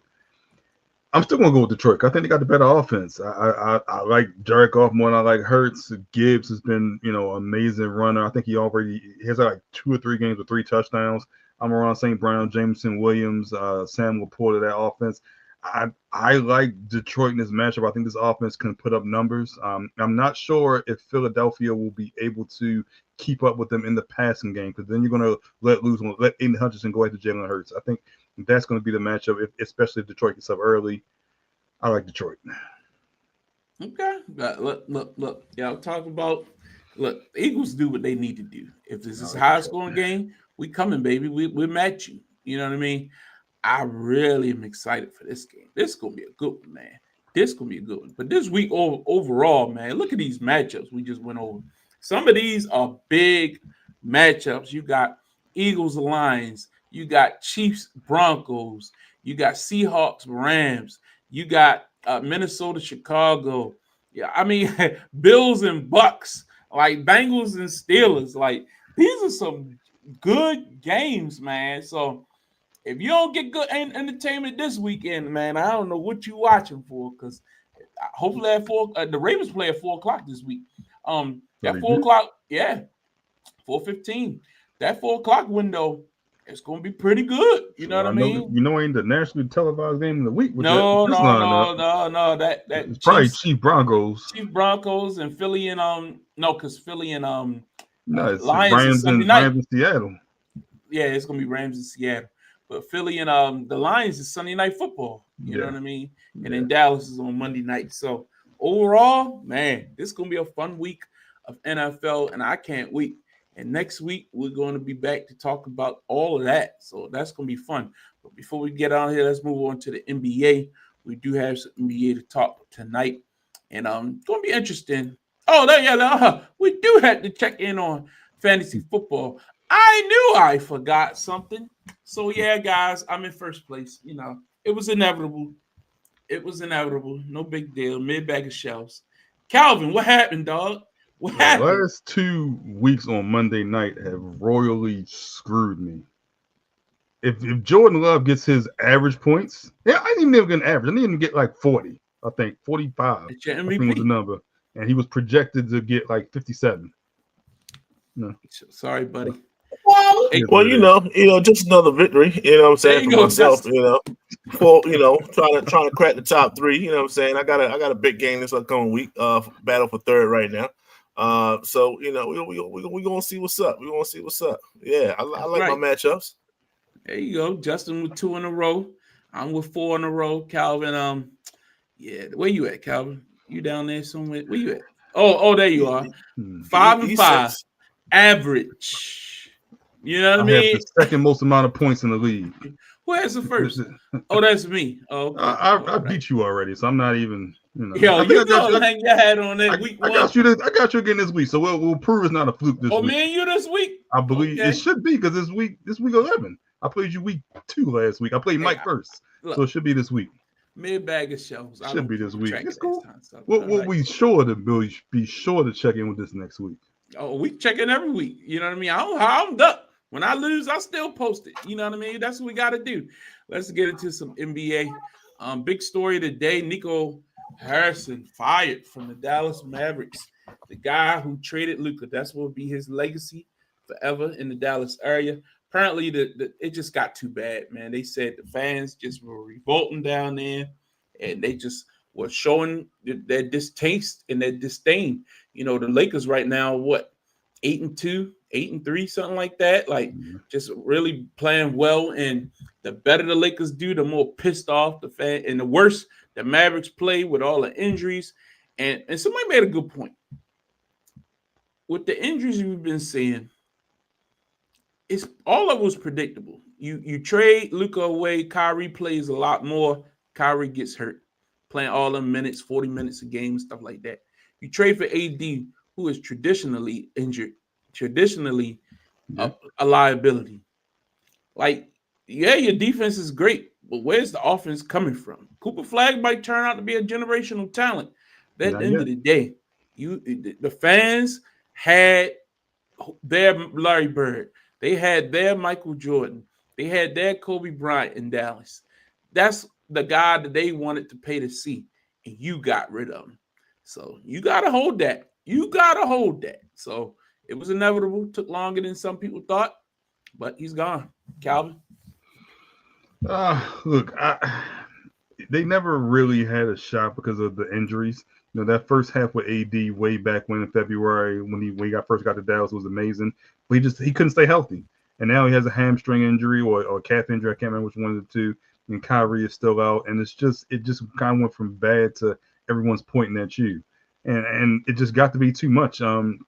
if they get another first overall draft pick this year, can you still consider it a waste? I mean, but at the end of the day, you can't make that trade unless that 100% that's going to work out in your favor. You can't trade arguably the best player in the 2020s, a perennial MVP candidate, for someone that's 4 or 5 years older and is often injured. It just can't happen.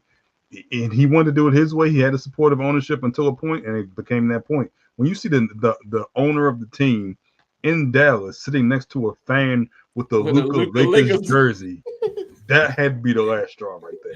See that all night, to see that all night and see what the product you have on the floor, and then see Luka average 40 for the first 2.5-3 weeks of the season without LeBron. I'm not saying that he would make it that big of a difference, but Luka's playing at the MVP level, in shape. Luka in shape, playing at an MVP level. So it just got to be too much. Justin, your thoughts? They went from they're like almost last in the conference right now. So that tells you everything you need to know. You gave up somebody that was getting you to the finals to being last in the conference. What did you want me to say after that? Yeah, it was time to go. Sorry, buddy. Never want to see a black man lose his job, but hey, got to make better decisions, Chief. NBA Player of the Week last week. For the first time this season, Nikola Jokic comes in, Player of the Week, averaging 31, 11, and 13 last week, 4-0 for the Nuggets. They found in that groove. And in the East, man, Cade's been doing his thing. Cade Cunningham, averaging 31, 9 on 54% from the field, 4-0 for the Detroit Pistons. Great performances. Trust me, I've had him on a few parlays coming through. Good job for Cade. But Jokic, I mean, that's what we expect. Calvin? Jokic doing Jokic things. I mean, it's not, they're healthy. They're better. I mean, Cam Johnson hasn't come into form, but it's Jokic. We expect these numbers. Cade, on the other hand, this Detroit team at last look, they were leading the conference. I mean, I think they only lost a couple games, and Cade's leading the way. They're a better team as well.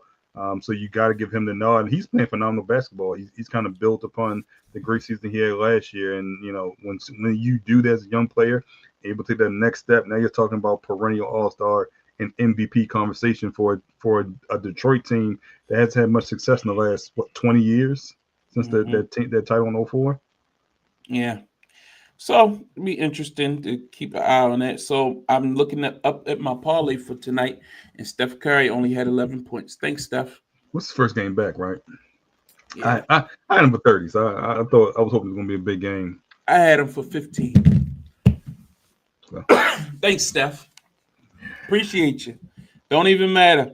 Brandon Ingram did his thing with 25. Marcusson did 23. Pascal did his thing. He still got time left, 8 minutes left in that, and already got 18. They got the third quarter. He still got plenty of time. Plenty of time. Derek White did his thing. Jaylen Brown did his thing. Like, what are we doing here, guys? OKC, check. Already got 23. Oh, that game over. Yeah, good. Yeah. Thanks. It's over. Yeah. SGA, I had him for 25. He got me 28. Jalen Brunson, I had from 23, got me 32. The Knicks won. All I needed was Steph for 11 points. For 15 points. Got me 11. Look at this. I don't even want to talk anymore, Calvin. I know I'm greedy. May I just do a little short ticket, put 500 on it or something. But I like $10 bets. That's just who I am. But I understand. I'm a low risk, high reward type of guy. I'm not. Anyway, OKC's been on a roll. 1 loss on the season. Hey man, Wemby had a phenomenal game last night. I thought he looked good again. Probably his best game in the week because he can kind of take the bad seat. I think getting De'Aaron Fox back has been good for him. De'Aaron looking good, like he getting back in the form. Looking good. The Lakers. Talk about these Lakers, man. I want to hear your thoughts. Look, they're playing well. Luka's playing at a phenomenal level. Even the games that he missed, Austin Reeves has been playing at an equally high level, especially when he's been the only option, putting up 50 and 40 in back-to-back games. Look, they've gotten the most out of DeAndre Ayton outside that first week that we talked about earlier. They're just playing well as a unit. Like, when you have Luka able to contribute at a high volume, getting great shots, and in shape to make him play better defensively, they're just playing great basketball right now. Now you hope this stays the same when LeBron comes back. We'll wait and see. He has to fit in, like he said to Kevin Love, all those years ago. You need to fit in and not fit out at this point. It doesn't revolve around you in LA. This is Luka's show. Austin Reeves has been a second option. Even a Marcus Smart revival. He's been playing great defense in spur of minutes. Outside of the little lapse he had last week, stepping over the line late, and they still won that ball game. But they're playing great as a unit right now, and I think that's key. And when Luka is healthy, as I said, and in shape, and he can give you 40 easily, and it takes the burden off the scoring wise off the other options, and then kind of play freely and just play defense. You got a recipe for success out there in LA. 100%. I agree. It's going to be interesting. The West is tight, man. It's going to be interesting. Looking over at the East. So let's look at the bottom. The Wizards, very much expected. The Pacers, we know with that injury, and they made some moves in the offseason with head scratching. Looks like Orlando's starting to come on a little bit. Boston lost a tough one a minute ago. I was looking at those at the end to Philly. Of the bottom tier teams, who's the most surprising to you? Let's start in the Eastern Conference. I'd say Indiana. Even though they lost Haliburton and Miles Turner, they still have they're deep at the wing position. They still have Pascal Siakam. I haven't looked at their schedule to see who have they really played, but for them to be 1-9 through the first 10 games of the season is really surprising, in my opinion. Interesting. I think in the West, we just talked about Dallas and the decisions they made and the injuries, and I expected the Clippers to play a little better than what they've done. I don't know if it's age and attrition, what is it, but 3-7, I did expect more. I can't even lie. Justin, who's the most surprising so far of these lower teams that got off to a slow start this season? You said the Clippers. One said the Pacers. I guess I'll be different a little bit, and I'll go with Orlando. They were primed last year to make a playoff push. They were strong in the playoffs. Paolo was turning that corner to being one of those guys, and he still is. It's just, you see Detroit and what they're doing right now. You expect Orlando to do something similar to what Detroit's doing, and they're far from that. So let's go with Orlando for me. Okay. Yeah. Well, who's the team? Tell us about your Knicks. What's your thoughts on the Knicks thus far early in the season? We going on a 3-game winning streak right now after losing 3 in a row. We had to iron some things out. That the defense is getting in better continuity. The players are playing much better. They're starting to understand what Mike Brown wants from them. Like I said, just if you're watching this team, if you're watching in the playoffs last year, it was very Jalen Brunson dominant. Dribble, try to drive, kick out, and then see if you can do something one-on-one. And that was pretty much our offense. A lot of guys were stagnant, not moving as much. OG was forcing a lot of things. Shout out to him. He's been pretty much all-star this year. Mikal Bridges was just like a 3-and-D guy, standing in the corner, and then he might come in with his mid-range fadeaway. So what you see now is a complete team effort. Multiple people be bringing the ball up the floor. The bench is contributing. Jordan Clarkson is getting his legs underneath him finally. We just got a decent performance out there. So I'm happy where we're at, and we can just get better from that, and we see that. But for me personally, besides New York, Miami been shocking the hell out of me. I knew Detroit was going to make a push. I'm cool with Detroit. Miami, I thought was dead in the water. So shout out to Coach Spo with that team, with Andrew Wiggins and a hero and Bam. Like he's making a team out of that team, and it makes you think. Like there's a lot of rumors about Ja. Could Ja happen to go to place with a strong system, with a strong coach that's already winning games in Miami? I say give it a shot. In Miami?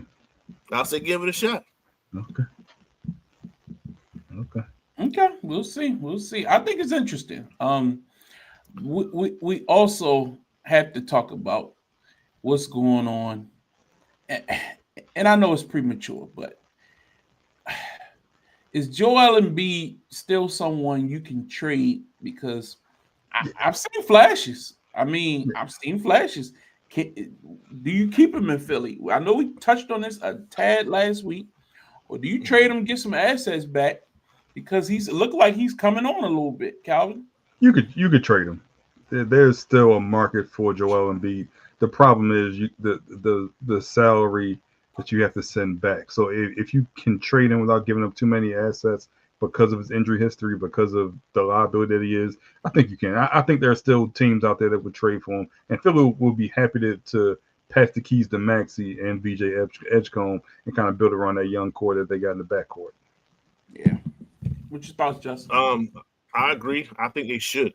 And I think any day they wait is more of Joel Embiid getting back to his heyday, and then make you want to question that thought process. Exactly. No, just pull the trigger, get rid of him now.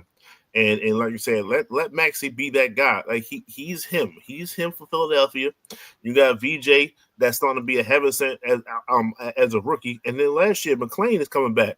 And they just had somebody else go off for like 30 or 40. Like they got a good squad that's running up and down and all that. They don't need to be waiting for Joel Embiid every possession, especially when it gets close. Like just let them run, let them do what they're supposed to do. So I agree. I think they should do it. I think they should do it yesterday. Gotcha. Yeah, makes sense. All right, let's move on. John Cena won the Intercontinental title on Monday Night Raw this past Monday, defeating Dominic Mysterio. It was a huge thing. His last show in Boston, the fans went crazy. I'm sure he'll drop it back in the finals of this tournament that they've set up for his final match. We've heard all the different speculations and things of that nature, but I thought it was a good moment for Raw. People liked it. I thought last 2 weeks of Raw have been very newsworthy. It's like they throwing things at it. You're going up against football. You're like, we're going to make sure y'all get some headlines come out of these shows. Cena wins. The Kabuki Warriors win the tag team titles at the end of the show. You got the tournament matches. You got CM Punk and Jey Uso in them setting up war games. Cody looked like he's going to be involved. Different things going on. A lot going on Monday night. Justin, your thoughts? Absolutely garbage. Absolute trash. It was a trash show from start to finish. I don't even know where to begin. Look, shout out to Dom, man. They did you dirty, Dom. No pun intended. Hopefully you win the belt back. One of these next pay-per-views or PLEs is going to be in San Diego. Survivor Series is in San Diego. Hopefully you find a way to get the belt back. Hell, I don't even mind if your father step up and have a Rey Mysterio John Cena match in San Diego. So one of the Mysterios is going to be involved some kind of way because it's in San Diego. I truly believe that they both was born in San Diego. And like I said, just John having this belt, it means nothing. They kissed his ass, man. He could have went out without being a Grand Slam champion. So now that he has it, let's just say they don't go the Rey Mysterio route or the Mysterio route in general. So he goes and fights someone Saturday night main event. All right, so then whoever wins this thing is going to fight him, and they're going to win, and they're going to get the IC championship because clearly he's not going to retire as the IC champion. And I'm just like, well, that means Gunther can't win because I'd be damned if I see Gunther after winning, holding the belt for 600 plus days, and after that winning the King of the Ring and having a dominant world champion performance, and then winning it back. And retiring Goldberg, like, come on, man, I'm done. He don't need that belt whatsoever.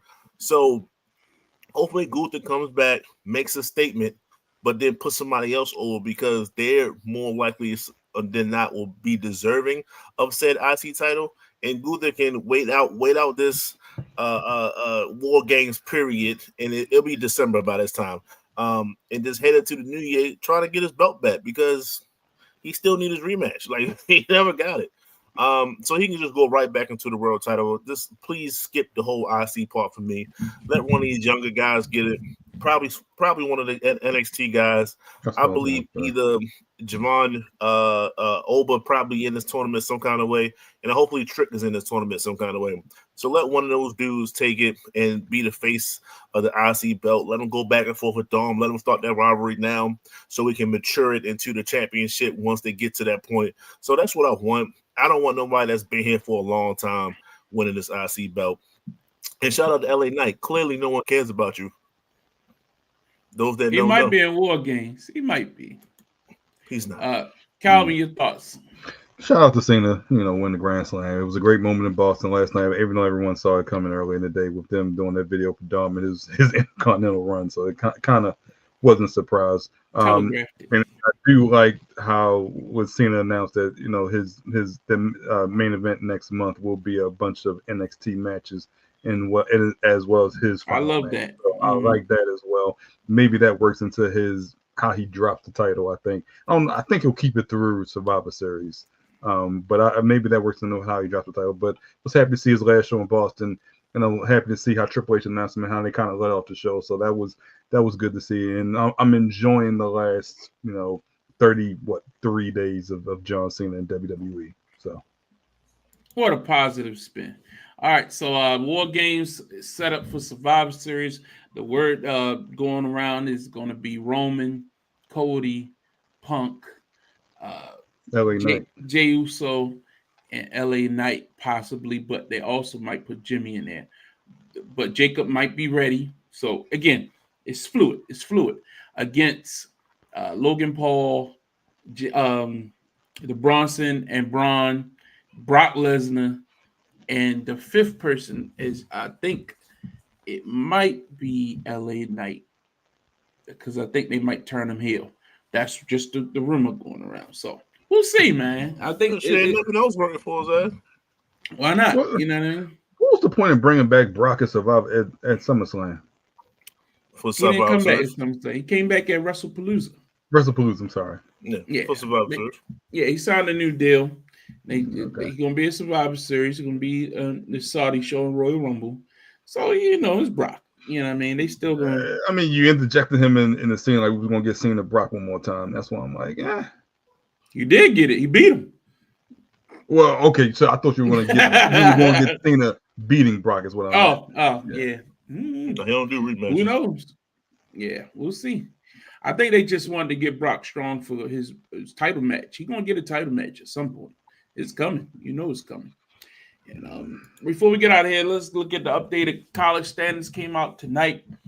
Texas at number 10. Notre Dame at the just smashing victory this past weekend.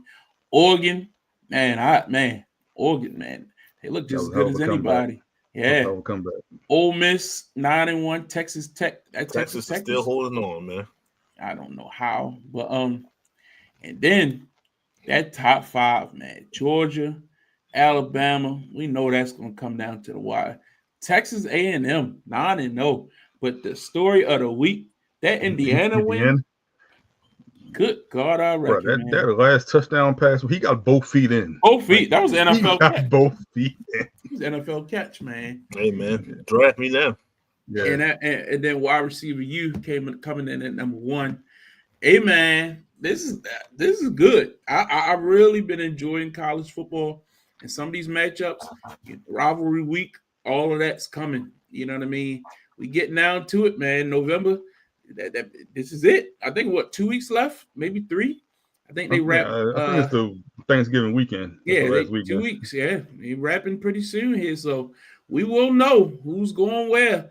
You got the Big 12, Big 10 championship game. You got SEC title game. Probably gonna come, of course, down to Georgia, Alabama, like it always seems to do.